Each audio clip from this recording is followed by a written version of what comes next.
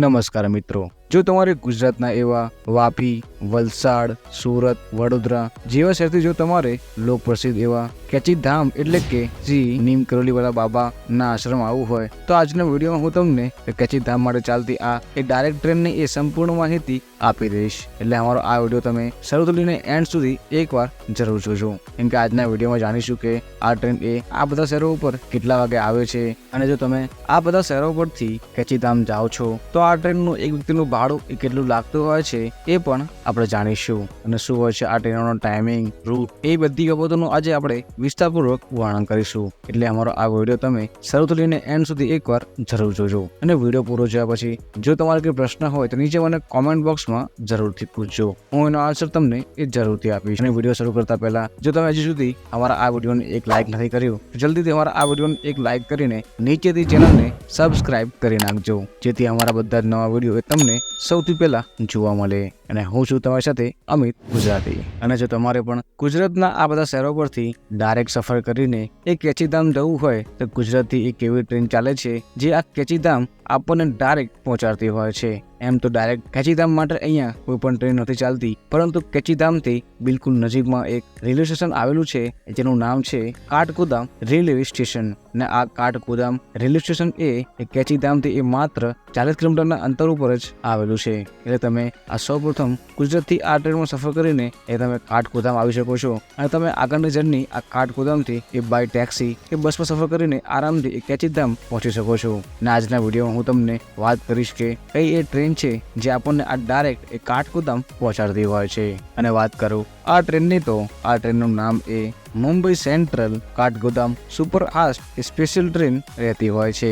અને આ ટ્રેન એ તમને અહીંયા અઠવાડિયામાં ખાલી એક જ દિવસ ચાલતી જોવા મળે છે, એ પણ બુધવારે. જો તમારે આ ટ્રેનમાં સફર કરીને બુધવારે કેચીધામ જવું હોય તો આ ટ્રેન એ તમને આ બુધવારે જ અહીંયા ચાલતી જોવા મળતી હોય છે. અને વાત કરું આ ટ્રેનના નંબરની તો આ ટ્રેનનો નંબર એ 09075 અહીંયા રહેતો હોય છે. અને આ ટ્રેન અહીંયા ગુજરાતમાં ટોટલ એ આ 4 જેટલા સ્ટેશન ઉપર જ આવતી હોય છે, જેમાં વાપી, વલસાડ, સુરત અને વડોદરા જ રહેતું હોય છે. જો તમારે ગુજરાતના આ 4 સ્ટેશનોમાંથી કોઈ પણ સ્ટેશનથી એ કેચીધામ જવું હોય તો તમે આ ટ્રેનમાં એ સફર કરીને આરામથી કેચીધામ આવી શકશો, કેમ કે આ 4 સ્ટેશનથી આ ટ્રેન એ ડાયરેક્ટ તમને એ કાઠગોદામ જતી જોવા મળતી હોય છે.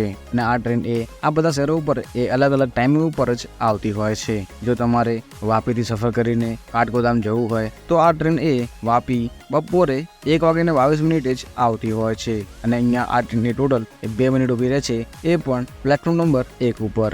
ત્યારથી આ ટ્રેન એ રવાના થઈ એ વલસાડ જંકશન આવતી હોય છે. અને આ ટ્રેન એ વલસાડ બપોરે 1:45 જ પહોંચતી હોય છે. અને આ ટ્રેન અહીંયા એ વલસાડમાં ટોટલ 2 મિનિટ ઊભી રહે છે, એ પણ પ્લેટફોર્મ નંબર 2 ઉપર. અને ત્યારથી આ ટ્રેનનું એ ગુજરાતમાં ત્રીજું સ્ટેશન એ સુરત જંકશન આવતું હોય છે. અને આ ટ્રેન એ સુરત બપોરે 2:40 જ પહોંચતી હોય છે. અને આ ટ્રેન એ સુરતમાં અહીંયા ટોટલ 3 મિનિટ ઊભી રહે છે, એ પણ પ્લેટફોર્મ નંબર 1 ઉપર.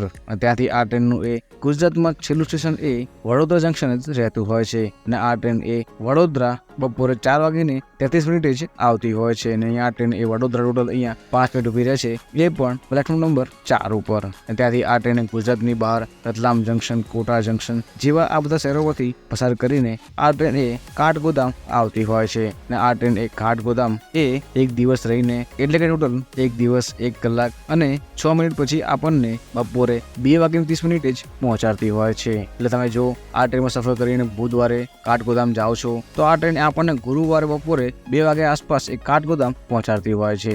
અને વાત કરું આ ટ્રેનની સ્પીડની તો આ ટ્રેનની એ એવરેજ સ્પીડ 58 કિલોમીટર અને મેક્સ ટુ મેક્સ સ્પીડ એ 110 કિલોમીટરની રહેતી હોય છે. અને આ ટ્રેન એ ટોટલ મુંબઈથી કાઠગોદામ સુધીમાં એ ટોટલ 1586 કિલોમીટરનું અંતર જ કાપતી હોય છે.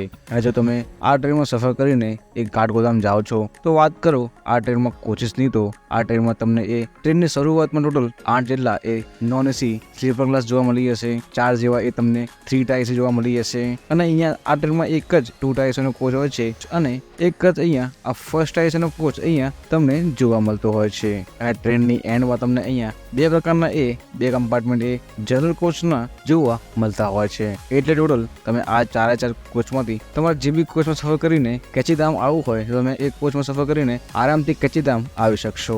અને જો તમે આ અલગ અલગ શહેરોથી સફર કરીને કેચીધામ આવો છો તો આ ટ્રેનોમાં આ અલગ અલગ શહેરોથી અલગ અલગ ભાડું તમને જોવા મળતું હોય છે. અને જો તમે વાપીથી સફર કરીને કેચીધામ જાઓ છો તો અહીંયા એક વ્યક્તિનું ભાડું સ્લીપર ક્લાસમાં 805 રૂપિયા, 3 ટાયર એસીમાં 2015 રૂપિયા અને 2 ટાયર એસીનું ભાડું અહીંયા 2780 રૂપિયા જ રહેતું હોય છે. અને જો તમે વલસાડ જેવા શહેરથી આ ટ્રેનમાં સફર કરીને કાઠગોદામ જાઓ છો કે કેચીધામ જાઓ છો તો આ ટ્રેનનું ભાડું 3 ટાયર એસીમાં 1995 રૂપિયા, સ્લીપર ક્લાસનું ભાડું 790 રૂપિયા અને 2 ટાયર એસીનું ભાડું 2795 રૂપિયા જ રહેતું હોય છે. ત્યાં જ આ ટ્રેનનું ભાડું સુરતથી સ્લીપર ક્લાસમાં 765 રૂપિયા, 3 ટાયર એસીમાં 1945 રૂપિયા અને 2 ટાયર એસીનું ભાડું 2675 રૂપિયા જ રહેતું હોય છે.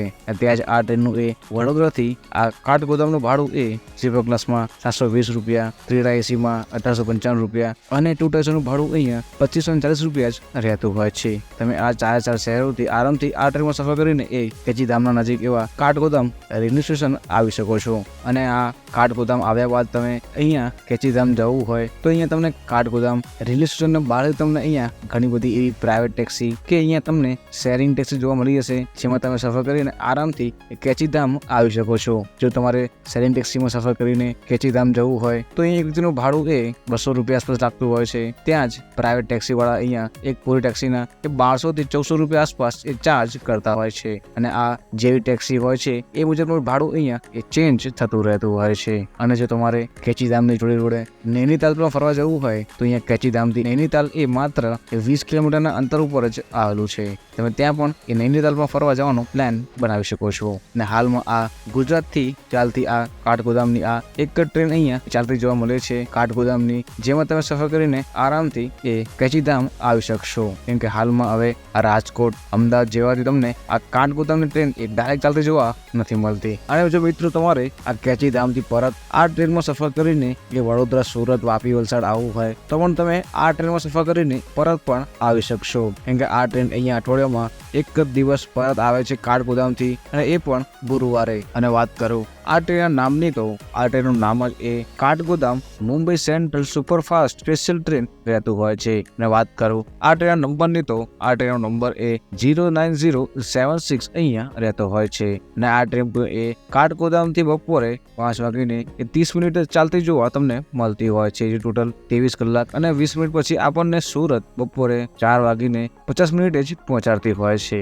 અને જો તમે આ ટ્રેનમાં સફર કરીને કાઠગોદામથી ગુજરાતના બધા શહેરો પર આવો છો તો આ ટ્રેનનું ભાડું સ્લીપર ક્લાસમાં 65 રૂપિયા લાગતું હોય છે, 3 ટાયર એસીમાં 1945 રૂપિયા લાગતું હોય છે અને 2 ટાયર એસીનું ભાડું અહીંયા 2675 રૂપિયા જ લાગતું હોય છે. અને આવી રીતે તમે આ ટ્રેનમાં સફર કરીને પરત પણ ગુજરાતના આ બધા શહેરો ઉપર પણ આવી શકશો.